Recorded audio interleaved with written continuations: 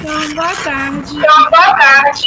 Sou Kátia Sou Branco, Kátia, eu estou na iniciação científica sou com a cientista, professora Alexandra Lima. Alexandra.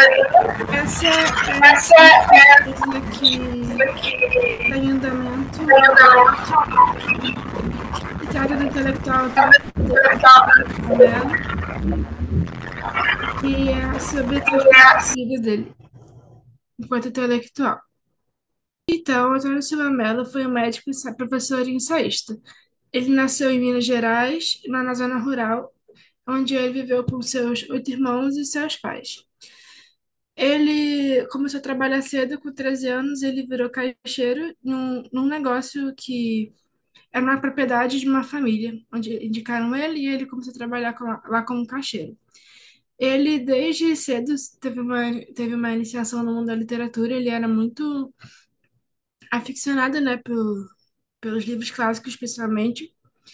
E, enfim, é, ele também, no início da juventude, ele veio para o Rio de Janeiro porque ele queria muito cursar medicina. Ele começou o curso de medicina aqui no Rio, mas chegou, tipo, na metade do curso, ele percebeu que, apesar dele amar medicina, a medicina que era ensinada para ele naquele curso, aqui no curso do Rio, ele não era muito o que ele achava que deveria ser, ele discordava de muitas coisas de como era ensinado, de coisas que eram ensinadas. Então ele se viu assim muito desencantado, né, com esse curso. E ele decidiu fazer transferência para uma faculdade de medicina no exterior, onde ele realmente se formou e se tornou especialista depois. Ele foi para a Alemanha cursar medicina e terminou a terminou a graduação lá e também se especializou lá e começou a trabalhar, fazer pesquisa sobre radioatividade. Isso. Ele foi para Berlim, se graduou com êxito e louvor e fez publicações lá fora sobre nesse campo. Então, quando ele estava já voltando para o Brasil, ele sofreu, né, um grande acidente, porque o navio que ele estava, né, foi torpedeado. Então, ele ficou na deriva e acabou tendo que voltar para a Europa, não conseguiu voltar para o Brasil. E ele achou, né, conseguiu ficar também conseguiu se manter na Suíça por um tempo, onde ele trabalhou numa clínica psiquiátrica, também trabalhou, enfim, como clínico geral, que a formação dele era de clínico, né, médico.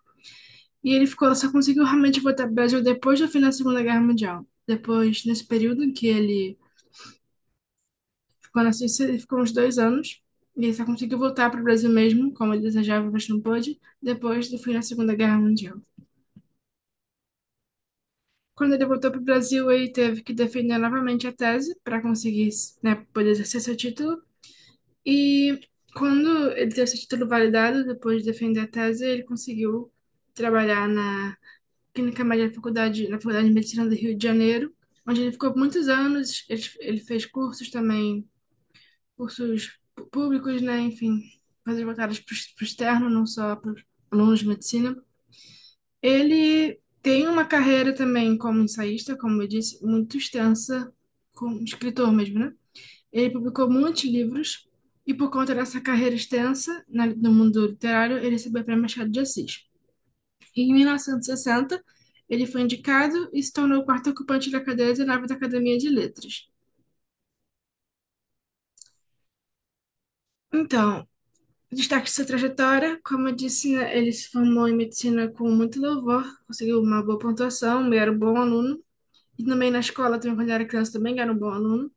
Ele fez estudos que foram realmente estudos pioneiros em relação aos efeitos da radioatividade no corpo na Europa, que foram publicados fora e depois também ficaram famosos aqui.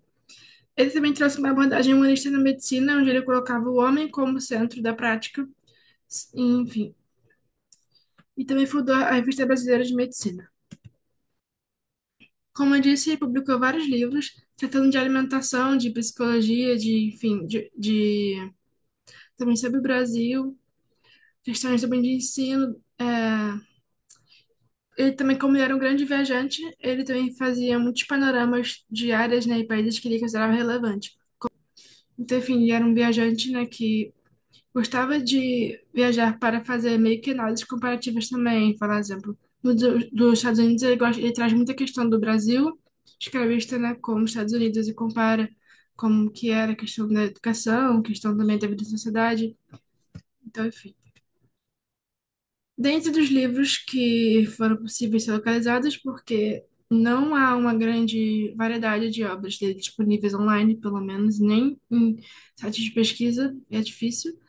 Dois livros que eu encontrei a capa foram esses: Estudo sobre o Negro e o Nordeste Brasileiro. Ainda irei estender bastante pesquisa, trazendo um viés também documental voltado aos periódicos e, enfim. Essa pesquisa em andamento, né, como eu gostaria de afirmar,